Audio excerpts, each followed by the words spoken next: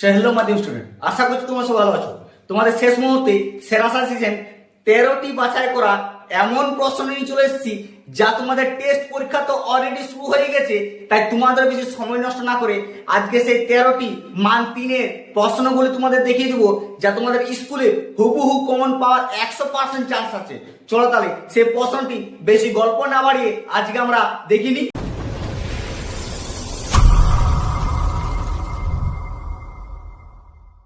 প্রশ্নগুলি দেখার আগে তোমাদের ছোট্ট একটা অনুরোধ, তুমি যদি আমার চ্যানেলে নতুন হয়ে থাকো তাহলে সাবস্ক্রাইব করে দিও, আর সাজেশনগুলি যদি ভালো লাগে বন্ধুদেরকে শেয়ার করে জানিয়ে দাও। এই যে প্রশ্ন দিয়েছি মান 3-এর, এইগুলির মধ্যে তোমাদের 100% শিওর তোমরা স্কুলে কমন পাবে, তোমরা লিখিয়ে আসবে। আমার কথাটা মিলিয়ে নিও। দেখো, প্রথম প্রশ্ন হচ্ছে নদীর মোহনায় বদ্বীপ কেন গড়ে ওঠে? এটি সবচেয়ে মোস্ট ইম্পর্টেন্ট, অনেক প্রশ্ন দিয়েই দিয়ে ধরো। 2 নম্বর হচ্ছে নদীর উচ্চগতি ভি আকৃতি উপত্যকা সৃষ্টি হয় কেন? সবথেকে মোস্ট ইম্পর্টেন্ট প্রশ্ন। 3 নম্বর হচ্ছে নদীর উপত্যকা ও হিমালয় উপত্যকার মধ্যে পার্থক্য লেখো। 4 নম্বর হচ্ছে বায়ু ক্ষয়কার্যের ফলে সৃষ্টি দুটি ভূমিরূপকে বর্ণনা করো। সবথেকে মোস্ট ইম্পর্টেন্ট প্রশ্ন, সবথেকে মোস্ট ইম্পর্টেন্ট প্রশ্ন এই প্রশ্নটি, ঠিক আছে। 5 নম্বর প্রশ্নটা তোমাদের পার্থক্য, ঠিক আছে।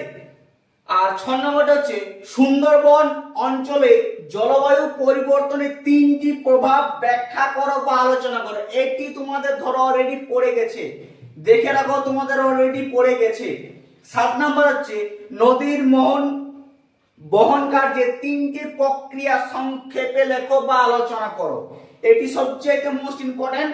লাস্ট হচ্ছে তোমাদের 8 নম্বর প্রশ্ন হচ্ছে জেড বায়ু প্রবাহের সঙ্গে ভারতীয় মৌসুমী জলবায়ুর প্রভাব উল্লেখ করো। এটি আরো গুরুত্বপূর্ণ প্রশ্ন। 9 হচ্ছে পরিবেশ ওপর বর্জ্য পদার্থের 3টি প্রভাব সংক্ষেপে আলোচনা করো।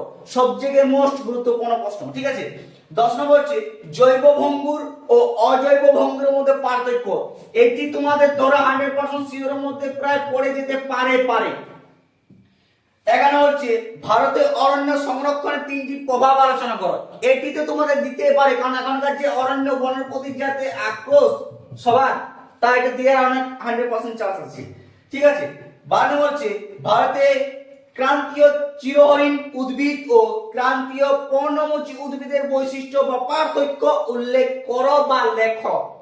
লাস্ট হচ্ছে পূর্ব ঘাট ও পশ্চিম ঘাট পর্বতের মধ্যে পার্থক্য লেখো।